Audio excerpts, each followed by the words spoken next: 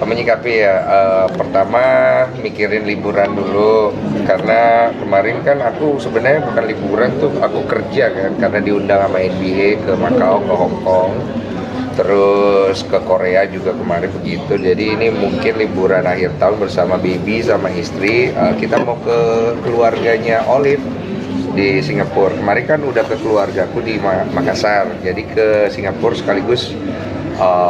Mungkin aku udah bisa sounding, jadi kemarin itu kalau nggak salah di bulan Oktober September, kalau saya nggak salah, Papa Olive itu sudah berpulang. Jadi beliau itu lagi di masa-masa sulit di bulan itu, jadi berpulang dan sudah di kremasi. Kok ini bisa dikatakan tahun ini adalah tahun rezekinya Koko karena dikaruniai anak juga. Seperti apa sih Kok? Iya, bersyukur banget ya, maksudnya kehadiran anak itu di tengah-tengah sulitnya kondisi kita juga yang untuk punya anak sampai 4 kali keguguran. Kita ngerasa itu jadi kayak berkatnya luar biasa ya, dan gara-gara itu kita jadi banyak ngulik dan banyak tahu kalau di luar sana banyak banget orang-orang yang juga sulit punya baby kayak kita. Jadi makanya kita tuh selalu hadir lah ketika ada urusan-urusan untuk memberikan semangat untuk teman-teman pasangan Pak Sutri di luar sana yang pengen punya anak gitu. Ternyata nggak gampang sekarang ini, nggak mudah gitu. Jadi kita menganggap hadirnya Gabriela itu menjadi berita baik, kabar gembira untuk semua Pak Sutri di luar sana juga, bukan hanya kami, bahwa selama kesempatan itu masih ada, terus berjuang.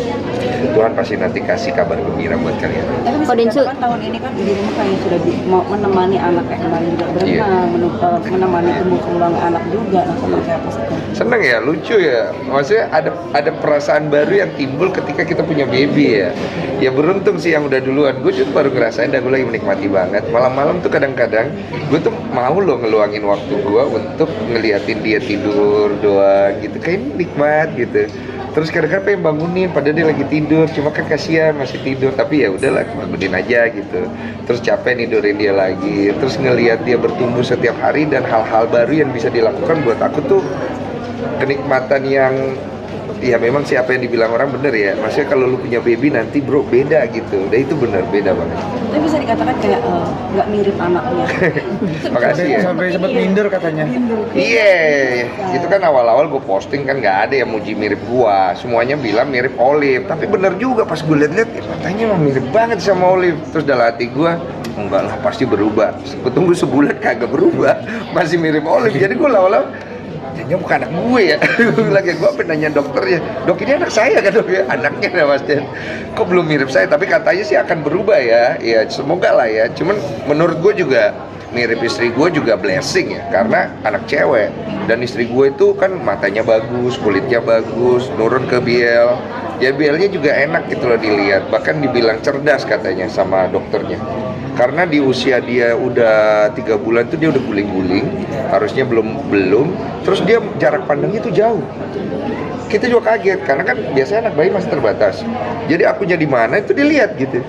Gitu dia ketawa. Jadi menurut aku sih ya udahlah nggak apa-apa juga lah, nggak mirip gue, udah yang penting dia pinter, dia sehat, dia mau berkat nanti udah. Gimana menjadi bapak dari anak seorang perempuan? Kan bapaknya dulu yang kita tahu kan seperti apa nih. Kalau sekarang sih masih belum ada kekhawatiran besar ya, karena anaknya masih kecil ya, belum bisa ngapa-ngapain ya. Mungkin nanti ya kalau dia udah mulai remaja kayaknya mulai gelisah, bisa gue samperin rumah cowoknya. Kalau gitu. misalnya ada nih Pak, ada yang ngajakin aku jalan nih. Iya boleh ya. Tapi jam berapa pulang ya? Iya kan? Bapak yang ikut ya? Pakai shotgun aja gue udah bersih-bersih. Ini nggak usah ikut ya. Shotgun bohongan ya kan? Jam berapa pulang nak? Mana pacarnya? Hotel. Oh iya sip. Tapi ada ketakutan tersendiri juga nggak sih mempunyai anak pertama perempuan lagi, yang cantik juga? Ya bersyukurnya belum ya. Semoga tidak. Karena kan gue nggak mau hidup berdasarkan ketakutan. Tapi kalaupun ada, gue juga pasti akan coba cari solusi lah. Karena namanya punya anak perempuan, apalagi bapaknya bajingan ya. Ya saya harus mengklaim diri saya bajingan, ya pasti kita juga punya kekhawatiran gitu loh. Jangan sampai nanti dosa kita kena ke anak gitu. itulah salah satu alasan saya sekarang banyak berbuat baik ya. Semoga Tuhan mengampuni dosa saya dulu dan tidak turun ke anak saya sebagai orang yang harus menanggung. Biar saya yang tanggung gitu. Itu kekhawatirannya. Kok Natal juga sekarang di mana kok di Jakarta? Natal seperti tadi aku bilang, kita ke Singapura. Terus nanti mau ziarah juga ke rumah ke makam papanya Olive karena beliau baru berpulang. Terus aku ngerasa Natal ini bagusnya di keluarganya Olive sih, supaya kita lebih dekat sama keluarganya, dan mamanya Olive juga bisa ketemu cucunya, dan dia juga bisa ketemu sepupu-sepupunya yang ganteng-ganteng itu, laki semua kan, cuma dia doang cewek sendiri. Memaknai Natal kok tahun ini apa sih blessing-nya, terus berkatnya juga Bang? Saya memaknai Natal tahun ini sebenarnya banyak berkat, bless in disguise. Jadi berkat di balik masalah. Jadi masalahnya sih lebih banyak sih tahun ini, dan jujur gue sempet agak shock, kayak aduh Tuhan, ini maksudnya apa ya, kok masalah banyak gini ya, tadinya harusnya udah beres kok jadi tambah masalah ya, terus kenapa gue jadi keikat di sini ya, kenapa gue jadi kena masalah juga ya. Tapi gue lihat kesini-sininya ya memang gitu ya, kalau kita menyikapi itu dengan apa adanya, dengan tahu diri, ternyata akhirnya jadi berkat sih gitu. Untungnya sih. Tapi bisa dikatakan hal yang belum terjadi di tahun 2024 ini gitu kan, yang kira-kira akan terrealisasikan, atau mungkin ada impian-impian di tahun depan sendiri seperti apa? Tahun depan impian saya urusan Agus beres ya, capek. Kemudian urusan Doktif sama Dokter Richard juga beres, jangan jadi panjang.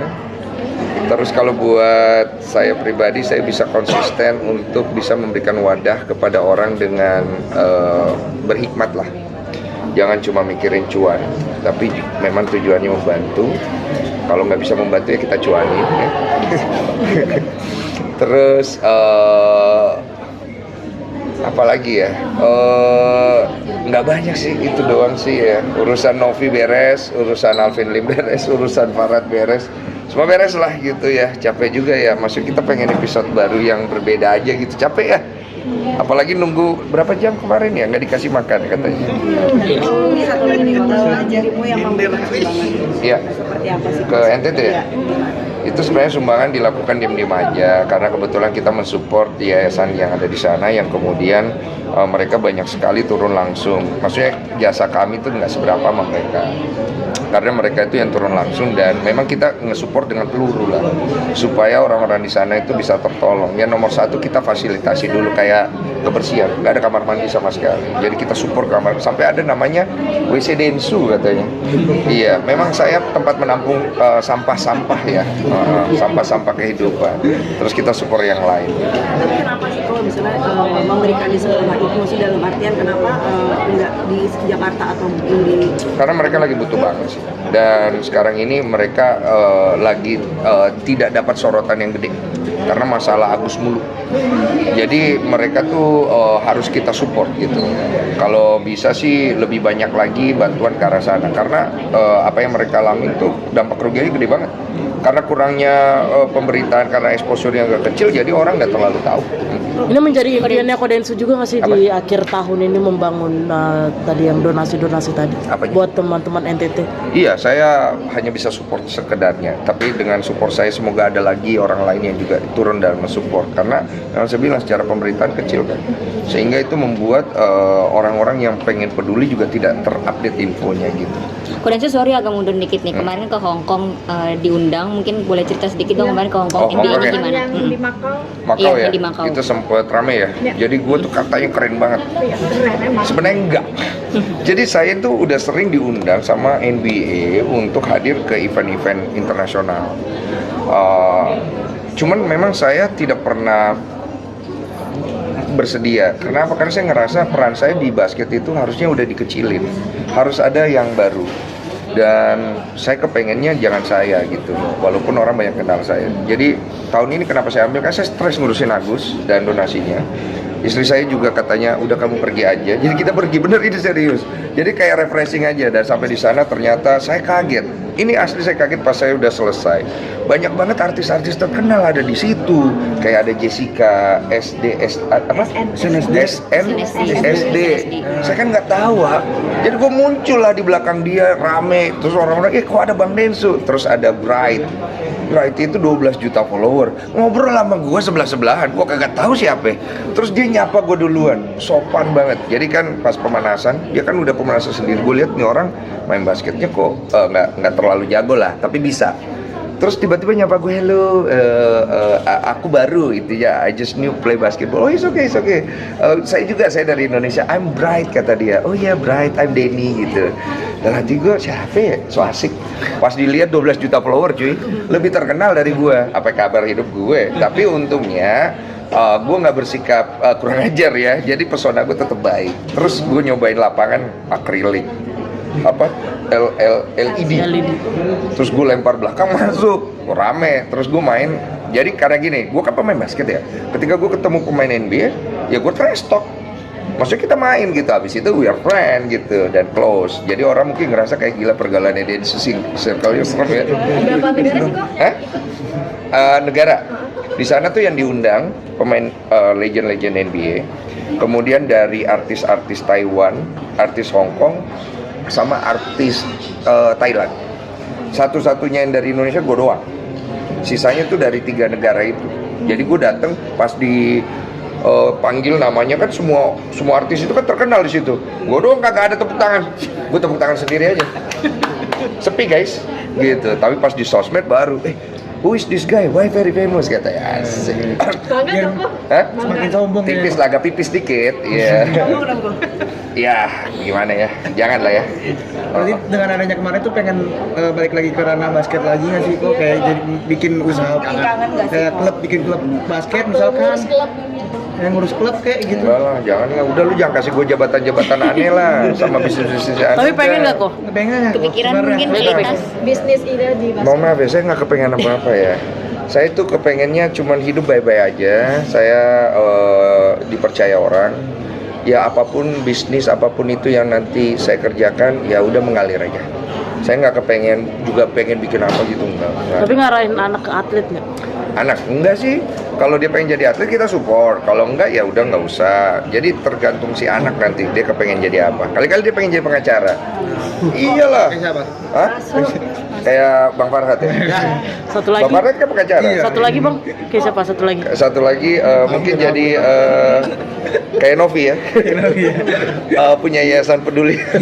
Ya apaan sih? Kok ini yang kemarin yang ini loh tentang Gunung Lewo iya. ya itu. Lewo Tobi ya? Iya, Pak Tobi memberikan sumbangan. Seperti apa sih mungkin melihat kondisinya kok di sana? Iya, kalau dari visual yang aku dapat sih berantakan banget dan kondisinya itu emang sulit banget. Jadi mirip-mirip lah sama kondisi saudara kita yang ada di luar sana yang kemarin rame kan. Jadi gue pikir memang kita nih jangan sampai lupa loh. Maksudnya ada saudara kita ya juga yang di sana itu yang membutuhkan uluran tangan sekarang ini dan urgent gitu. Jangan agus mulu kita gitu. Yang lain juga kita juga tengok lah. Kalian juga wartawan tolong lah ya. Jangan situ-situ mulu lu. Sono lu ke Lewo Tobi itu. Jauh, ntar gue bayarin lah. Oke, boleh ya. Boleh dah. Nah, gue tarik lain lah omongan gue. Wartawan banyak kayaknya. Udah, nasi padang aja. Ini kok bisa dikatakan kayak apa sih yang belum terrealisasi di tahun 2020? Wish-nya apa sih kok? Apa sih gitu keinginan lo apa anak lagi kah atau mungkin Nggak tahu ya, kalau lu tanya kayak begitu gue bingung jawabnya. Karena hidup gue tuh udah bersyukur aja sih. Segala sesuatu yang gue terima dari Tuhan itu udah berlimpah banget beberapa tahun belakangan ini. Jadi kadang-kadang gue bertanya sama diri gue sendiri, Dan, apa sih yang kita cari lagi? Kita ini bingung juga. Makanya gue juga dalam usia gue yang sekarang ini dengan semua yang Tuhan udah kasih, gue lebih mengabdikan diri gue untuk mencari kebaikan-kebaikan di dalam Tuhan yang bisa gue berikan kepada orang, cuma di situ doang. Karena itu yang bikin gue sekarang ini menjadi lebih happy. Kalau dulu kan perempuan ya dan judi ya, sekarang kebaikan Tuhan. Ini melihat apa namanya